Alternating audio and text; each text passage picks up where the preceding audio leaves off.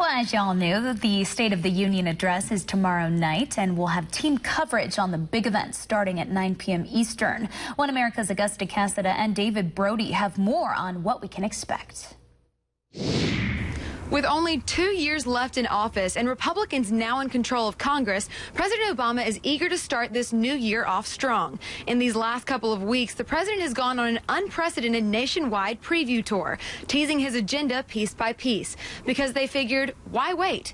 In Arizona, the president announced plans to expand home ownership, while in Tennessee, he rolled out a plan for free community college. Then President Obama spent much of last week addressing cyber issues, focusing on expanding broadband access and a trip to Iowa. And at the end of the week, he proposed new federal paid sick leave policies. All of this with what the White House says is a broad focus on strengthening the middle class. America's resurgence is real. Our job now is to make sure that every American feels that they're a part of our country's comeback. That's what I'll focus on in my State of the Union. How to build on our momentum with rising wages, growing incomes, and a stronger middle class. And I'll call on this new Congress to join me in putting aside the political games and finding areas where we agree so we can deliver for the American people. But with all the recent attention on what the president aims to do unilaterally through his executive powers, many are wondering about the future of bipartisan cooperation, especially after the president's latest proposal for tax reform over the weekend, which will no doubt face opposition from the GOP-led Congress. So for more on how Republicans and the Tea Party plan to respond to the president's big speech, we go to my colleague David Brody, who's also in Washington, with more on that angle. David? Well, Augusta, it is a customary ritual here in Washington to build up this huge anticipation for a president's State of the Union speech. But quite frankly, this time around, President Obama and this Republican-led Congress are at such odds with each other that all of this may just amount to a bunch of polite applause and some yawns, too. Much of the president's populist proposals coming Tuesday night might sound juicy, but Republicans have one question. How are you going to pay for it? They think President Obama has become tone deaf since the midterm elections. Republicans won in big numbers, yet he's going to be presenting some new projects that would require tax increases.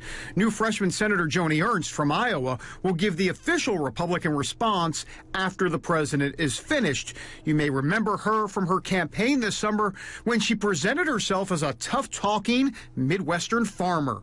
I'm Joni Ernst. I grew up castrating hogs on an Iowa farm.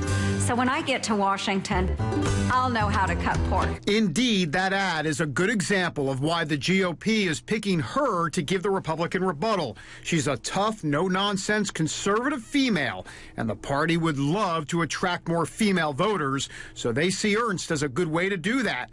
There will also be the Tea Party response to the president. Congressman Kirk Clausen of Florida will do the honors. He's a bit of a renegade on the Hill. He voted against John Boehner for Speaker of the House and instead pulled this surprise move during the roll call vote. Clausen of Florida. Senator Rand Paul.